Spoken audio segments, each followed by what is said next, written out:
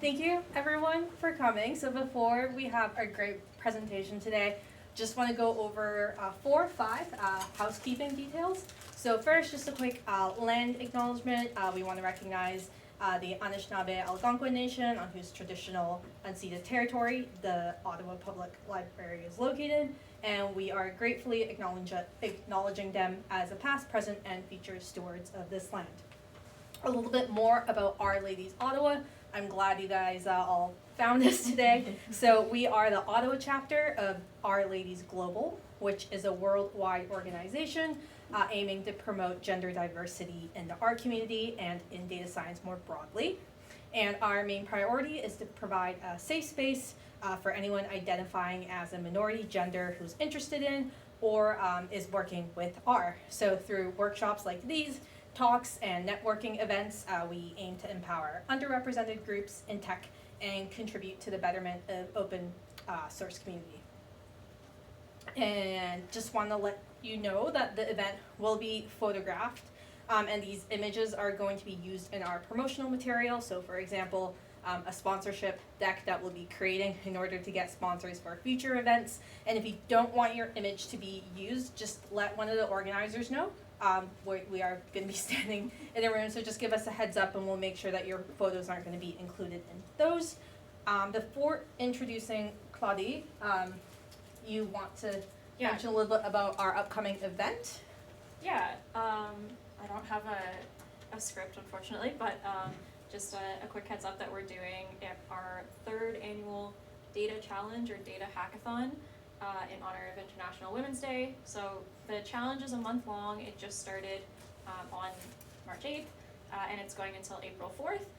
We do have prizes available for everybody who participates, and a grand prize for the overall winner. So you can find the details about that on our meetup page or on our website. And yeah, it's kind of related to today's topic as well, so it kind of it's a great segue into today's topic. Okay, so introducing Claudie.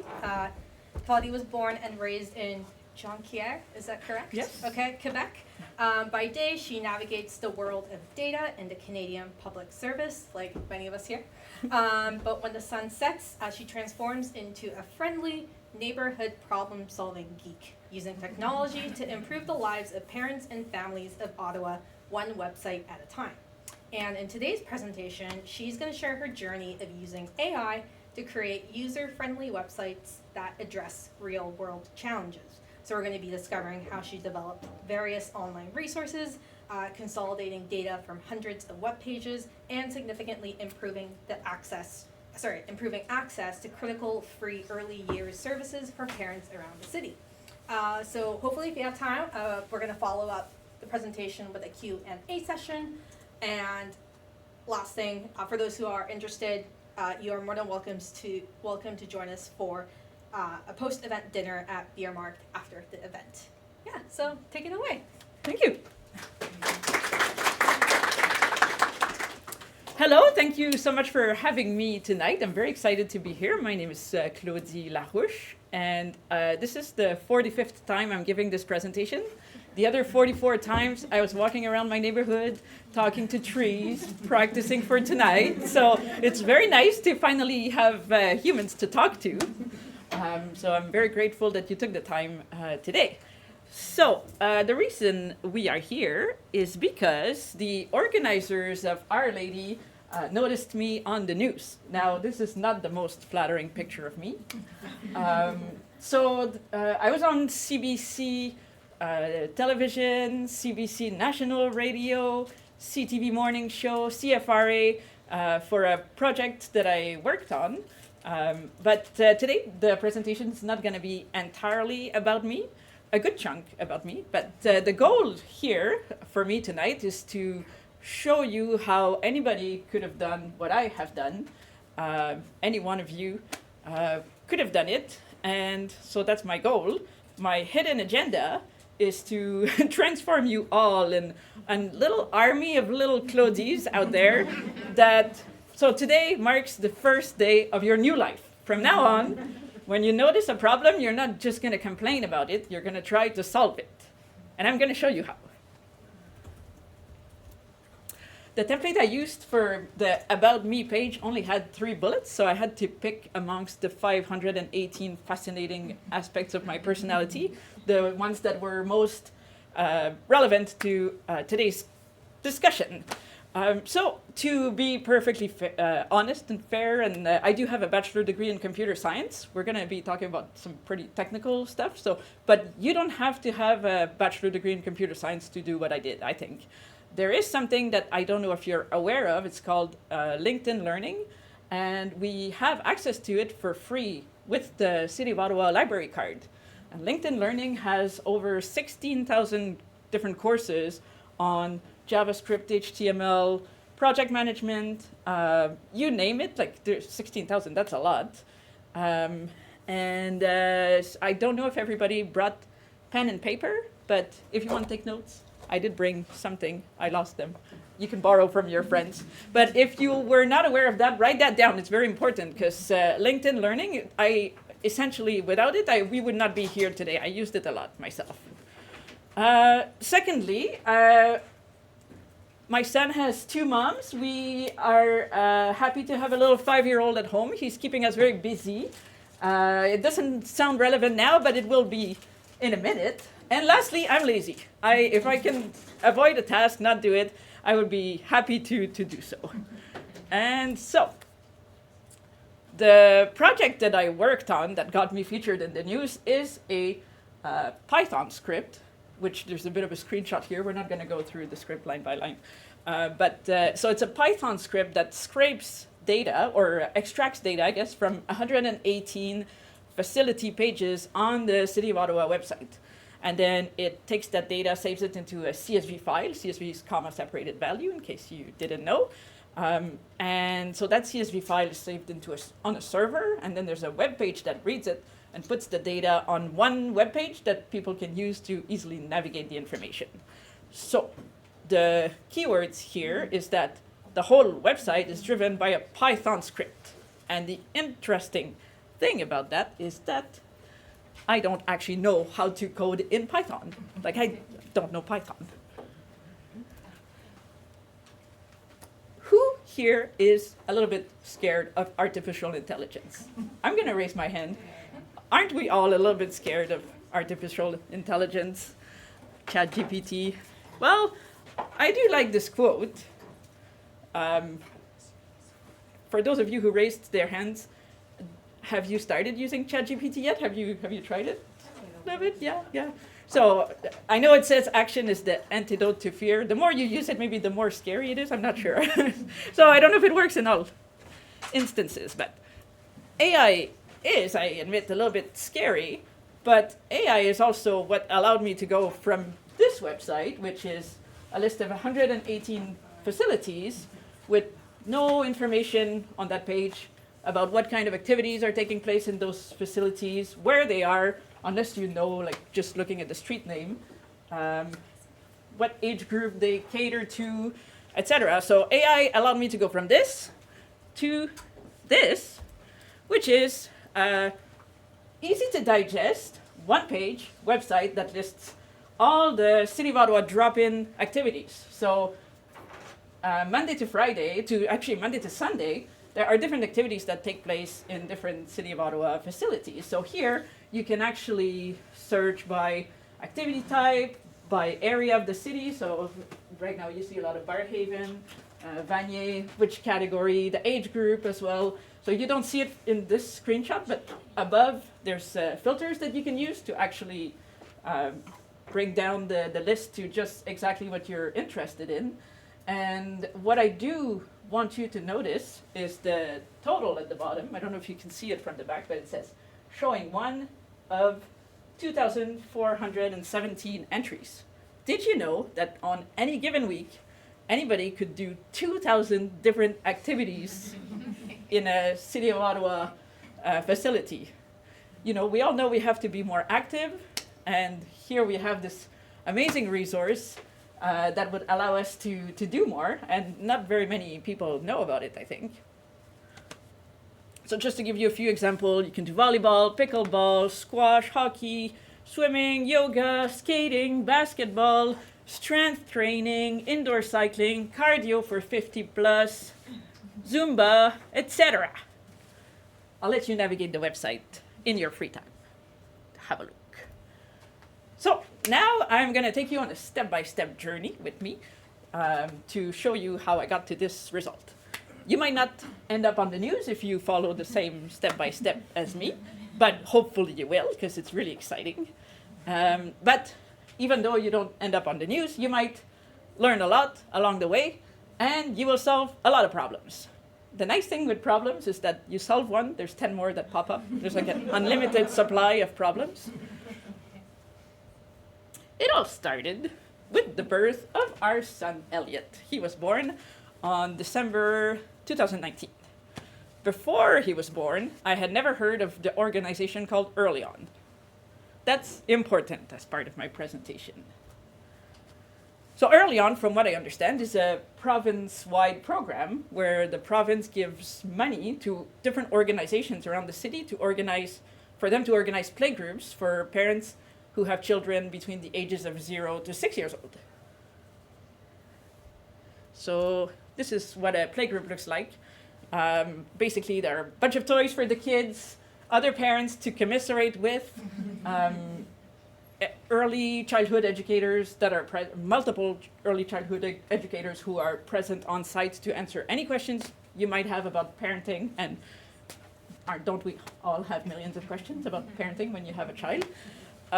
They have free scales to weigh your baby to make sure they're like progressing nicely. All free, everything free. Some of them offer snacks for kids, and the best ones give you coffee for parents. So to be perfectly honest, Early On is a godsend. But like I said, I had never heard of them before Elliot was born. So when he was born, people started mentioning. So I started Googling to try to find the schedule. And I found the schedule, or I should say, I found the schedules. So this is the schedule of the Central South Early On, which is located around Walkley, if I'm not mistaken. This is the schedule of Carlington in Nepean. This is the schedule at Centrepoint. This is the schedule downtown, and that one is particularly annoying because you only see the shower program, so you have to click on the +8 more to actually see the details about your playgroups. This one is in Barrhaven. This one is in Orleans. This one is in Vanier. And actually, there's tons of playgroups in Vanier, but only active playgroup shows up, and it's not spelled properly. So their calendar is not actually working. You have to be on their newsletter in order to actually get the calendar.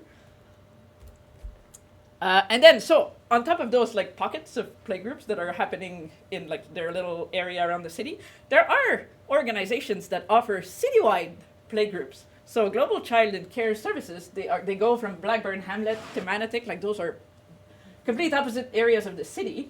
And you only see 4, but the list goes on. There are more playgroups. If you continue, this is Grandir Ensemble. They are offering French playgroups, again, throughout the city. And plus the 2 English school boards as well organize playgroups in very many different schools around the city. So I have showed you right now 9 of the different schedules. There are 21 of them. So I can attest by trying to do it myself that waking up one morning and wondering, oh, where should I take my son today? It looks a little bit like this. So I really do not want to criticize Early On because they're wonderful. Like it's a life changer for parents. I don't think the concept exists in Quebec, and I wish it did everywhere. And you know, from each organization's perspective, there's no problem because they have a list of playgroups to organize. They organize their playgroups, they post the schedule, and you know, problem solved. It's just from the perspective of the parent that it doesn't necessarily make sense. So at this point, I had identified a problem. And around the same time, there was this new tool that people called ChatGPT. I thought, oh, I wonder if I could use ChatGPT to do something about this Early On thing. So I don't know if you can read. I'll read it for you. I started a chat with ChatGPT. I said, hello. I always greet ChatGPT. I don't know why. Could you write some HTML code that would read content off of a CSV file called data.csv and show the data on the page? And it gave me some code. It took 5-6 iterations between ChatGPT and I, going back and forth until it actually worked. But eventually it worked. I had a dummy CSV file and a web page, and the web page was reading the CSV file and putting data on the screen. ChatGPT, you'll see if you start using it, it's a little bit like or people have called it like a student who's a little bit stupid, but full of enthusiasm. It will give you all these answers quickly and very enthusiastically, but it's not always correct. So there's a lot of back and forth. But to watch ChatGPT code is mind-blowing. I will try in a minute to do a live demo, and you'll see what I mean. And so I managed to create the structure of the website. All I needed next was to get the actual data. But as you saw, I guess each schedule is completely different, so I don't actually know how to scrape. Sometimes it's in PDF versions as well. I don't know how to get data out of PDF. But you will notice that like the logic is always the same. If you look at, let's say, Tuesday, every single Tuesday, it's always the same playgroups that take place, with a few like exceptions here and there. For example, there's a dad play group only once a month in this particular organization, but most of it is always the same. So what I did is I manually extracted the logic of the play groups, and that took a while, and I don't recommend it. And then I found one contact per organization, and I started emailing them once a month to say, here's the logic of your play groups that you had last month. Is it changing next month? And do you have planned closures? And then people were responding back. They were happy that I was kind of creating this resource for parents. And so that worked really well. And so this is what I ended up creating. This might look a little bit familiar because it's identical to the other website I showed you, which was the City of Ottawa drop-in, but this one is for early on playgroups. So at first, it was just a plain table, and then at some point I asked ChatGPT, would it be possible to sort and filter the data? And then it gave me just 2 lines of code to add a link to a library called Data Table, which I didn't even know existed. And then poof, suddenly I was able to filter and sort, and it was amazing. Like, how long would it have taken me to try to program that myself? I don't know. So then I improved it little by little. It took many evenings, but it was all worth it because I will show you some of the testimonials I got. So we're not going to read them all, but I want you to notice somebody saying I am doing the Lord's work. I don't know, that's somebody else. And also, one of the playgroup organizers actually said, it's in French, so I'll translate it for you. Thank you for everything. We see a difference in our participation ratio in our playgroups. It's much appreciated. Yes. So then, okay, sorry. Remember, before my son was born, I didn't even know that there was a problem. It's only once I became a parent that the problem became apparent. So I liked this quote a lot, therefore I made a whole slide for it. But the credit goes to Word Hero, which is a book I was reading a couple of weeks ago to prepare for this presentation. Read it, it's interesting if you have to make a speech sometime. So I'm joking, but this is actually key to my presentation because it got me wondering, like, how many problems are there that I don't even know exist because they don't affect me personally? Mm-hmm. And then let me ask you, how many problems do you know exist that nobody else in this room knows about because they don't have your individual life experience? So I'm happy to report I didn't put you the URL for my early on website earlier because it does not exist anymore. I'm happy to report that Parent Resource Center took over my project. They redid it, so theirs look a lot nicer. But now parents in Ottawa are able to find information, like a central repository of information about playgroups, and they managed to put a map, which I'm a little bit jealous about. So if you do visit this website, make sure you click on the IPF story in the corner, because it has a nice blurb about me. Okay, so then once I was able to do it for early on, other parents were talking to me about how the City of Ottawa drop-in was just as disastrous. So so then I created this City of Ottawa drop-in website, which I still actively maintain. So that's pretty cool, because Saturday morning I wake up and I take my phone, which has an app called Replit on it. I'll have the link later. And I click the little play button on Replit, and then it starts running the code or the script to extract the data. And then I drink coffee with my partner. Our son's watching TV, and then half an hour later, I go downstairs on the computer. I download the data and look it up in Excel, make sure everything lines up properly, put it on the server, and the data is updated for the week, and the parents are happy. And so... so I have other projects I've worked on. I also maintain a City of Ottawa library program, because the library program website is not as disastrous, but it's still not super easy to navigate. And so I was able to extract all the library programs as well at claudieLarouche.com/library.html. Check it out. So I'll give you just a few examples. For adults, there are English and French conversations, chess, craft, writing circles, cookbook club, movies, tech help, I guess you guys are okay with that. Storytelling, open mic, travel talks.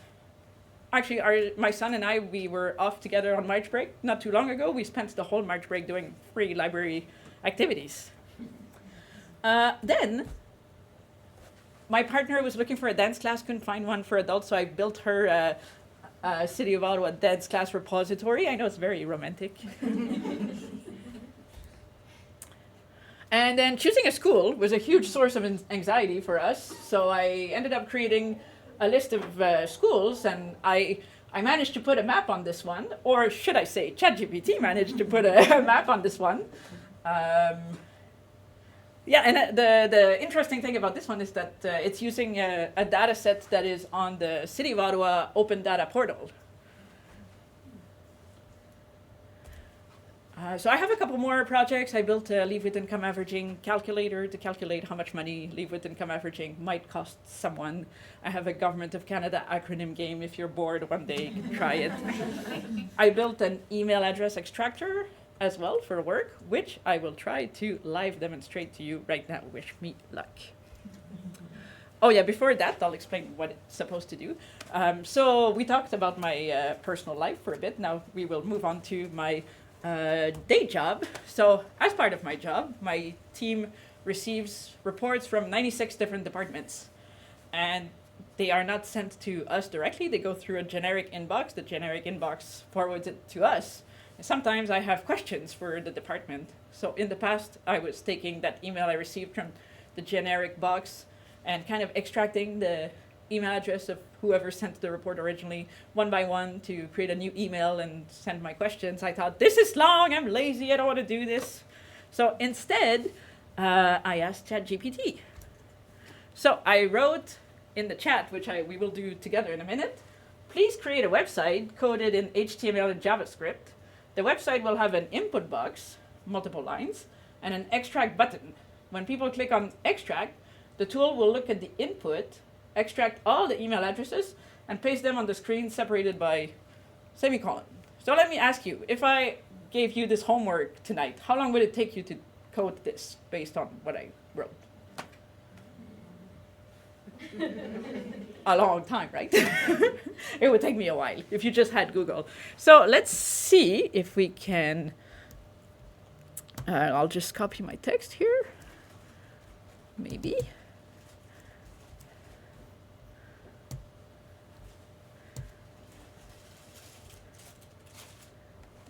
Oh, whoops. Your control is not, oh, what am I doing? Oh, yes, because it's a different tab, that's why. Control C. Control V. Okay, ready?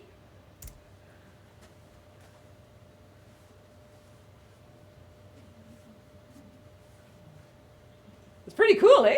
Okay, we're gonna take this. This is the copy, yes. And I forgot to open Notepad. I imagine you have Notepad? One sec, wait. Oh? I have probably passwords in there. So. Oh, okay, well. Oh, so far so good. Okay. Okay, so I just essentially opened Notepad and pasted the code as is. And I'm gonna hit save. Save as. I'm gonna put it on the desktop. And so we're gonna call it tool, and we have to call it .html. And that will make sure that the browser opens it. Then let's go to the desktop. Double click on tool. There's our tool. Okay. Okay, I can't spell clearly. And then some text. Other email at hotmail.com. Click extract. And it worked. Now I can just copy this, paste it in an email, and say, oh, thank you. But really, you're clapping ChatGPT, I know. So let's go back to my presentation. And slideshow from here, let's say. Is it gonna work? Yes, perfect. Okay, so I have a couple of screenshots of what we just did together in case the live demo didn't work, but I'm happy it did. So this slide is still needed, I think, but soon artificial intelligence getting better and better every day. Like right now, as I said, ChatGPT is a very enthusiastic student that does a lot of mistakes. So I'll show you what my tips and tricks are to solve bugs when I encounter them, but really, yeah, it's getting better all the time. So if you run into any issues, using the code, and if you're trying to build a website, the first thing I would do is on the web page itself, you would right-click anywhere on the page, select inspect, and then make sure that you select console on the thingy that will appear. And here you'll see the error message, as well as usually the line number where the error occurs. So you just have to take the text and give it to ChatGPT and say, hey, I tried to run the website you gave me, and this is the error. Can you help me troubleshoot? Usually that's good enough. If that doesn't work, sometimes I started a new chat window with ChatGPT. I said, in a previous chat, you gave me this code, and now it's giving me this error message. Could you help me troubleshoot? Sometimes that works. If that still doesn't work, you can actually use other AIs to fix the code from another AI. So a few other options of free tools. There's Microsoft Copilot, Grok, which is like X from Twitter, and Google Gemini. I think they all have free versions. And then if all else fails, you can ask a human. So either yourself, like I have at times, I've had to go line by line, check the logic of ChatGPT to try to figure out what was wrong. And then if you don't have a strong technical background, first go to the LinkedIn Learning with your library card to get the training that you need. If that doesn't work, you can ask your new friends at Our Ladies for assistance. And lastly, if that doesn't work either, there are websites where you can hire freelancers. So two of them are Upwork and Fiverr. If you hire them for a small little job of fixing a bug, shouldn't be too expensive. Okay, so lastly, I wanted to be fully transparent and share with you how much all of my side projects have cost me. It's not a lot. So, like I said earlier, for the Python code that I run to extract the data, I use Replit. And at some point, while I was doing the development of the website, I hit my monthly limit and it said, cannot run any further iteration of your code. So I ended up getting a yearly membership. But if it's just to run like an extract code once a week or something like that, I think you can get away with the free version. Just don't use it for active development, I guess, because you're running to the same limit. But $80 a year is also not too bad. So ClaudieLarouche.com currently is hosted on GitHub pages, which is free. It was a bit of a hassle to set it up, but I did that years ago. I have no memory. I don't remember how I did it. But if I were you and if you were interested in doing it, I would just go to ChatGPT and say, how do I set up a website on GitHub pages, please? And it will run you through all the steps that you need to follow. You can ask follow-up questions if you get blocked somewhere. It's pretty amazing what it can do. The domain that I have is registered with GoDaddy. That costs me $20 a year. But that's also optional because you don't really need your own custom domain. If you use GitHub Pages, you could have like awesometool.github.com, let's say, and that would work. And I use ChatGPT Pro as the extension of my brain. Right now I'm paying the professional, I guess, license, $30 a month, but that's optional too. The free version can do a lot.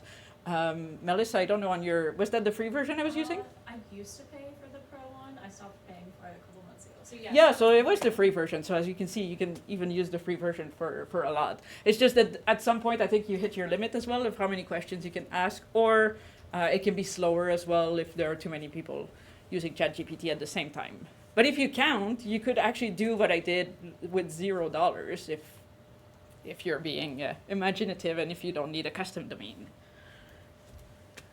Okay, so before we go to the question period, I have a question for you. Do you want to solve problems with me? So when Melissa invited me here tonight to talk to you, I thought, hey, what a great opportunity to maybe put all our brains together. So I created a Facebook group called Code for a Cause with Claudie. Right now there is one member, it's me. But if you're interested, there are so many other problems we could tackle either together or like if there are multiple members, we could do tiger teams of whoever is interested in fixing that. Like just to give you a few examples, I have ideas of problems to fix. So finding a daycare is a complete nightmare for parents. The city of Ottawa has a open data entry for daycare centers. So somebody could actually put them all on a map, which would already be a good start for parents. And then it would just be a matter of adding the home daycares to the list, which would take a while, but with some Google searches can definitely be done. Summer camps is also a big hassle for parents. But aside from all the parenting conversations, retirement homes also is a big thing that people talk about. Sometimes they need to find a retirement home for their parents or for themselves, for their loved ones. It would be nice to have a page that lists them all with the price and where they are and et cetera, et cetera. City of Gatineau, if you live in Gatineau, possibly. I'm not sure what their website looks like, but I'm like 99% sure it's as disastrous as the city of Ottawa.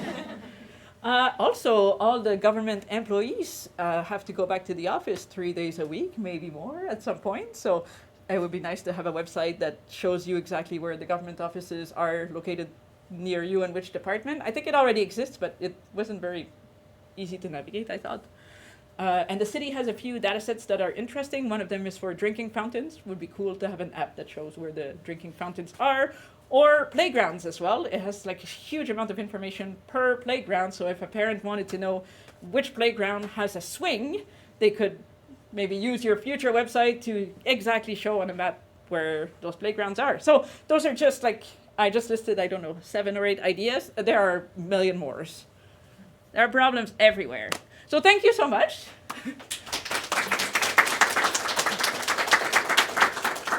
Thank you for taking the time in your busy evenings to come and listen to me, and thank you for the organizers of Our Ladies for having me. So, are there any questions?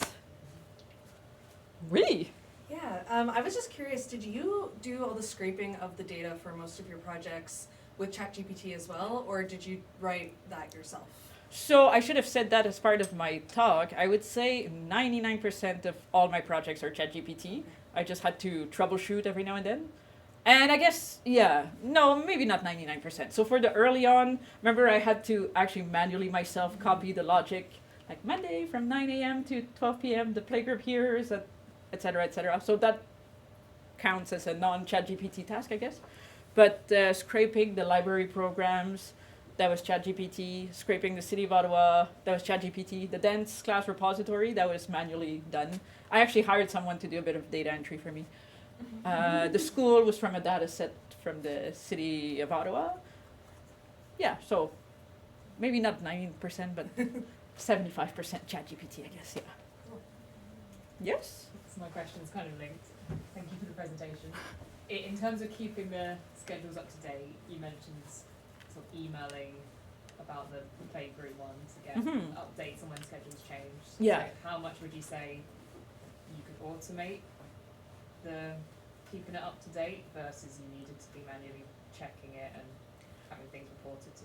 Yeah, so it depended on the project. So for early on, because all their schedules is built completely differently, like we can go back as well, just quickly to show you an example, because if you were to try to scrape that, if you're here, let's say your program or your Python script is here, like the information about the day of the week is actually up there.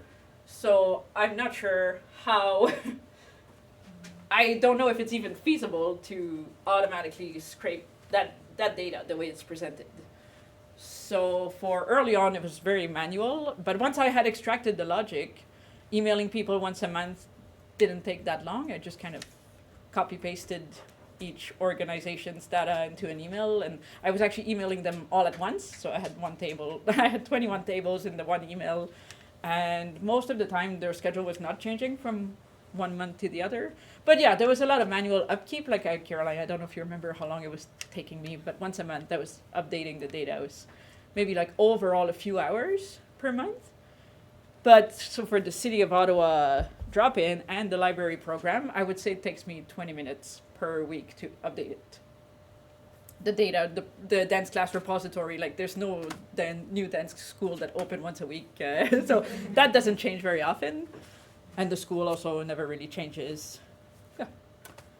I'm just wondering, on that, would it be possible to provide some kind of a UI so that those people could make the changes themselves, so you wouldn't have to do it? Yeah, it would be, but it couldn't be done on GitHub pages because I would need a database.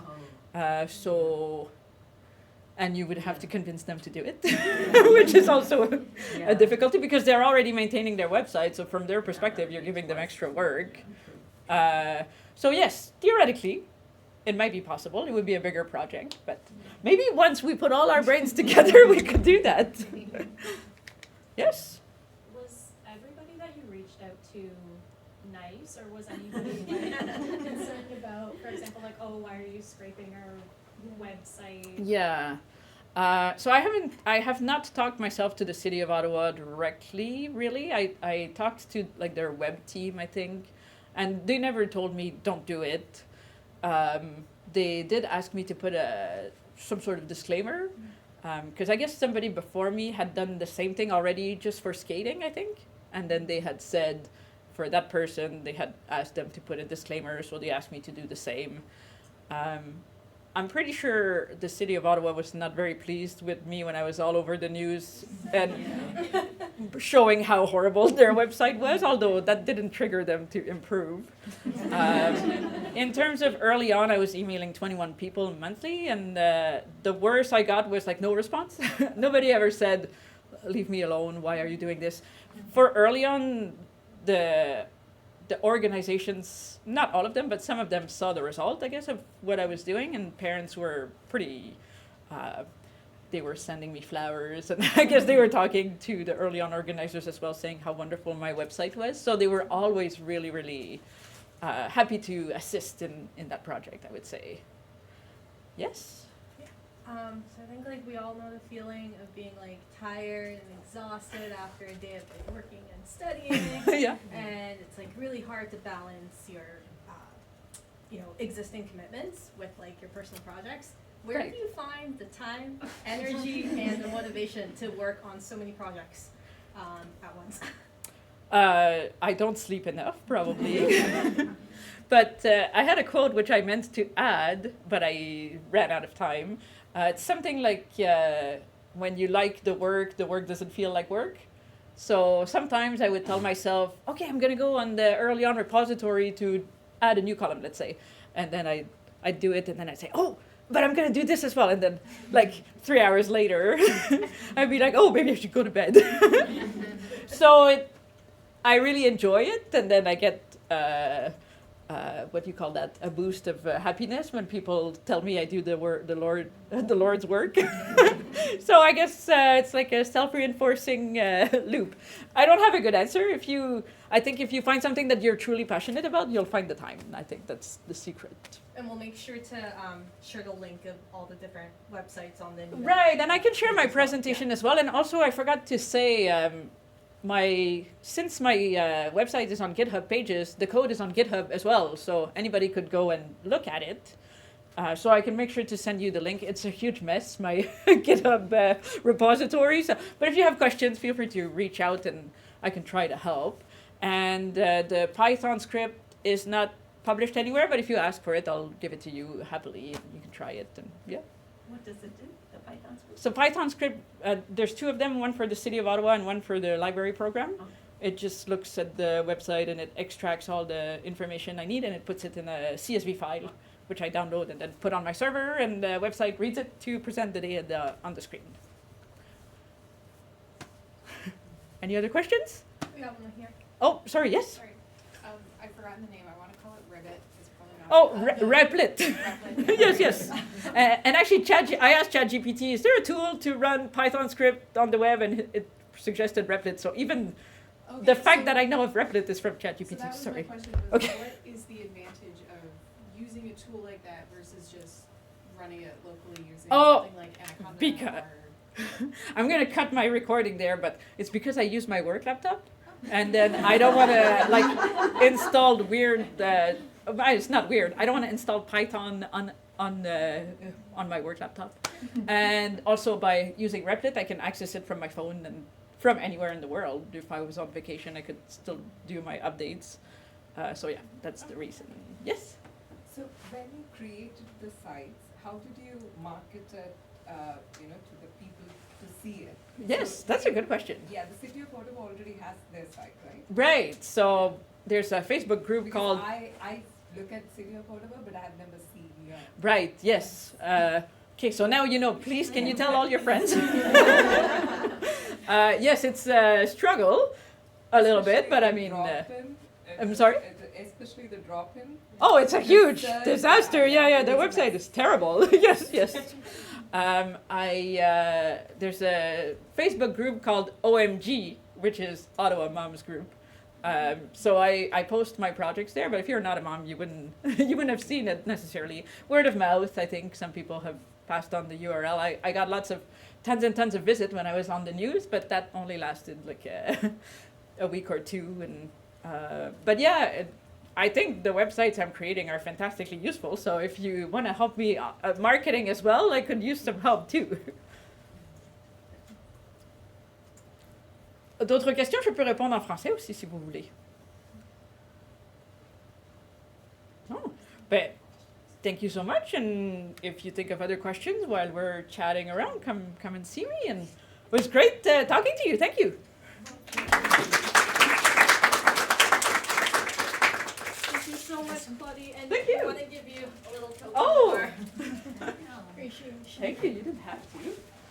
Thank you so much for the talk. I think we all enjoyed it, and we're Thank all you. in awe of your problem-solving skills and your enthusiasm. Oh, but that's you'll be like that tomorrow.